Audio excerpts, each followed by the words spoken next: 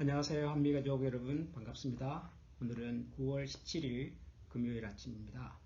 오늘도 함께 하나님의 말씀을 묵상하고 또 기도하는 이 시간을 기억하신 여러분들을 주님의 이름으로 환영하고 축복합니다. 오늘은 요한계시록 21장 1절부터 8절까지 말씀을 우리 함께 나누고 또 묵상하며 기도하겠습니다. 요한계시록 21장 1절에서 8절 말씀입니다. 제가 먼저 1절부터 4절까지를 먼저 읽겠습니다. 또 내가 새 하늘과 새 땅을 보니 처음 하늘과 처음 땅이 없어졌고 바다도 다시 있지 않더라. 또 내가 보매 거룩한 성 새 예루살렘이 하나님께로부터 하늘에서 내려오니 그 준비한 것이 신부가 남편을 위하여 단장한 것 같더라. 내가 들으니 보좌에서 큰 음성이 나서 이르되 보라, 하나님의 장막이 사람들과 함께 있음에 하나님이 그들과 함께 계시리니 그들은 하나님의 백성이 되고 하나님은 친히 그들과 함께 계셔서 모든 눈물을 그 눈에서 닦아주시니 다시는 사망이 없고 애통하는 것이나 고가는 것이나 아픈 것이 다시 있지 아니하리니 처음 것들이 다 지나갔음이러라. 네, 우선 4절까지 제가 읽었습니다. 이제 요한은 드디어 하나님께서 보여주신 큰 환상 중에서 이제 네 번째 환상, 마지막 환상인 새 예루살렘, 새 하늘과 새 땅에 관한 환상을 보고 있습니다. 또 내가 새 하늘과 새 땅을 보니 처음 하늘과 처음 땅이 없어졌고 바다도 다시 있지 않더라. 새로운 땅과 새로운 세상이, 새로운 하늘이 시작이 되었다. 그렇게 말을 하고 있고 새 하늘과 새 땅에는 거룩한 성 새 예루살렘이 하나님께로부터 하늘에서 내려오더라. 거룩한 성 새 예루살렘을 보고 있습니다. 그런데 그 거룩한 성 새 예루살렘을 또 이렇게 설명을 합니다. 이것은 마치 그 준비한 것이 신부가 남편을 위하여 단장한 것 같더라. 신부가 남편을 위하여 단장한 것처럼 거룩한 성 새 예루살렘이 하늘에서부터 이렇게 내려왔다. 이런 설명을 하고 있습니다. 우선 이제 새 땅과 새 하늘이 시작이 되었다. 처음 하늘과 처음 땅은 없어졌고 새 하늘과 새 땅이 시작이 되었다라고 하는 것은 하나님께서 계획하신 새로운 세상이 드디어 시작이 되었다라고 하는 것이죠. 새로운 세상이라고 하는 것은 기본적으로 말하면 하나님의 긴 창조 역사 속에서 창조로부터 예수님이 다시 오실 때까지의 세상, 그때까지 우리가 경험한 모든 것들, 이것들을 처음 것이라고 말을 하는 것이고, 그 다음에 예수님께서 다시 오셔서 하나님의 심판이 이루어지고 그리고 하나님의 구원의 계획이 완성이 된 그 이후부터는 새로운 세상, 새로운 하늘과 새 땅이라고 말하는 것입니다. 하나님의 드디어 새로운 구원의 역사가 이제 완성이 되고 그리고 시작이 된 것이죠. 그 성 새 예루살렘을 신부가 남편을 위하여 단장한 것 같더라. 이렇게 설명을 합니다. 이 말씀을 보면 거룩한 성 예루살렘이라고 하는 것은 이것도 이제 그림 언어지요. 이게 우리가 생각하는 것처럼 무슨 건물, 성, 도시 이런 것이 아니라 그것은 바로 신랑 되신 예수님을 위하여 단장하며 기다렸던 신부입니다. 교회죠, 교회. 바로 우리 자신들입니다. 예수님을 믿고 예수님을 사랑했던 이 땅의 교회를 거룩한 성 새 예루살렘이라고도 설명을 했고 또 신부가 남편을 위하여 단장한 것이라고도 설명을 합니다. 신부가 남편을 위해서 단장했다라고 하는 이 말 속에는 교회가, 이 세상의 교회가 다시 오실 주님을 어떻게 기다리고 어떻게 맞이해야 하는가에 대한 내용을 담고 있습니다. 신부가 신랑을 위해서 단장했다 이 말은 그냥 우리가 그냥 생각하는 것처럼 예쁘게 화장을 하고 옷을 입고 꾸미고 하는 그런 내용의 단장을 말하는 것은 아닙니다. 유대인들이 결혼식을 할 때 신랑과 신부가 처음에 정혼을 하고 다시 말하면 결혼을 약속을 하고 그리고 대략 1년 정도 서로 떨어져 있다가 그리고 이제 결혼식 당일날 신랑이 신부를 맞이하러 가서 데려오면 이제 결혼 예식이 시작이 되는데 이런 유대인들의 결혼 풍속 속에서 이 신부의 단장이라고 하는 의미가 있습니다. 들어 있습니다. 신부의 단장이라고 하는 것은 이런 것이었습니다. 신랑과 신부가 서로 결혼할 것을 약속을 하고 일정한 기간 동안 서로 기다리다가 다시 만날 때까지의 준비, 이것이 바로 신부의 단장입니다.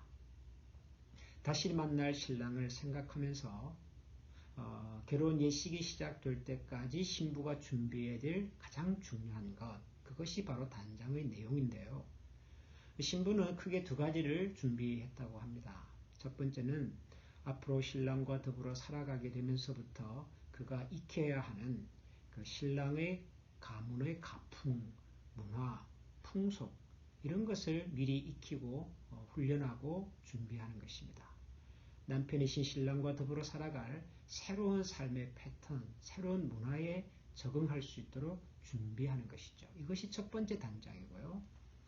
두 번째 단장은 역시 신부는 정결한 여인으로 결혼 예식이 진행될 때까지 자신을 준비하고 가꾸는 것입니다. 신부의 단장은 그래서 크게 두 가지입니다. 함께 살 신랑과의 삶을 위해서 그 가문의 가풍과 문화와 법들을 배우는 것, 이것이 첫 번째고요. 두 번째는 정결한 여인으로 스스로를 가꾸는 것입니다. 만약 다시 오실 예수님을 맞이할 교회가 이런 신부라면 역시 신부인 교회가 준비해야 될 것도 이 두 가지라고 생각을 합니다. 하나는 예수 그리스도와 함께 살아갈 그 하나님 나라에서의 삶을 위하여 그 나라의 법도, 그 나라의 가치, 그 나라의 문화를 배우고 준비하는 것입니다. 다시 말하면 신랑이신 예수 그리스도를 닮아가고 그분의 말씀을 가슴에 새기고 그분과 함께 살아갈 수 있는 내면의 준비를 하는 것이죠. 이것이 첫 번째 준비고요. 두 번째는 정결한 신부로 우리 자신들을 가꾸는 것입니다. 아무리 세상의 여러 가지 것들이 우리를 유혹하고 혹은 우리들의 마음과 시선과 귀를 빼앗아 가려고 할지라도 그런 세상의 유혹과 손짓에 우리의 마음을 쉽게 내어주지 않고 마음과 정신을, 영혼을 순결하게 하나님께만 드리고 하나님께만 순종하고 하나님께만 구별해 드리는 정결한 여인처럼 교회된 우리도 예수님의 다시 오심을 그렇게 기다려야 한다는 것입니다. 준비입니다. 준비. 정말 예수님을 다시 만나는 것이 우리에게 설레임이고 기대고 기쁨이라면 그날을 위해서 준비하는 것입니다. 세상의 모든 중요한 일들은 준비라고 하는 것이 필요합니다.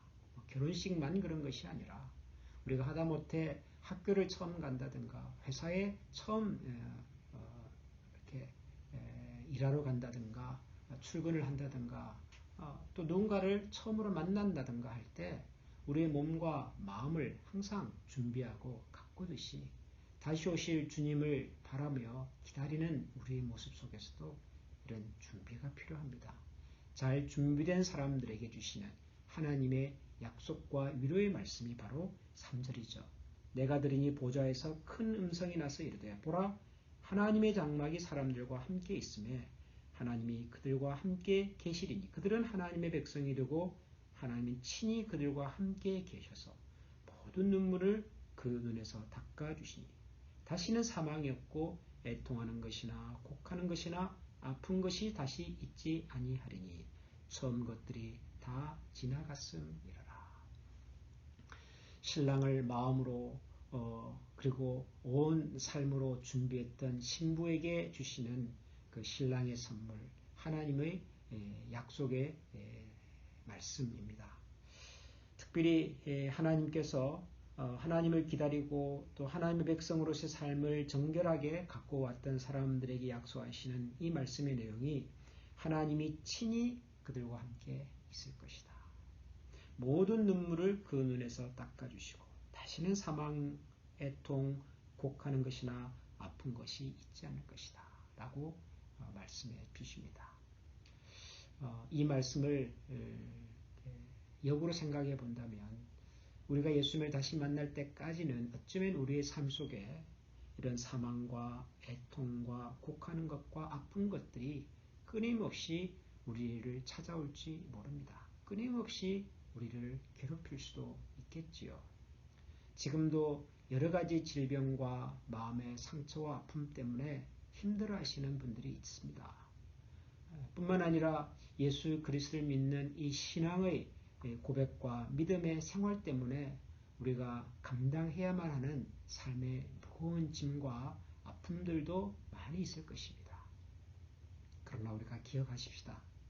그날에 하나님께서는 그동안 우리가 흘렸고 쏟았던 모든 눈물과 땀과 수고와 애통함을 이제는 다 그치게 하시고 더 이상 그런 고통과 사망이 우리 가운데 찾아오지 아니하는 새하늘과 새 땅의 주인공들로 하나님께서 살아가게 하실 것입니다.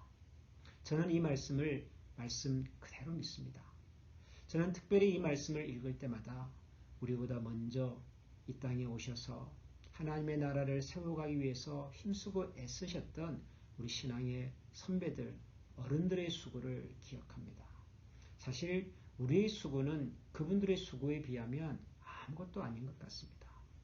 우리 교회만 해도 20년 전 아무것도 없는 정말 맨 바닷가도 같은 곳에 소수의 성도님들이 모여서 함께 기도하고 눈물을 흘리고 땀을 흘려가면서 세우셨던 교회, 그분들의 수고와 그분들의 정성과 그분들의 헌신을 우리가 어떻게 따라갈 수가 있겠습니까?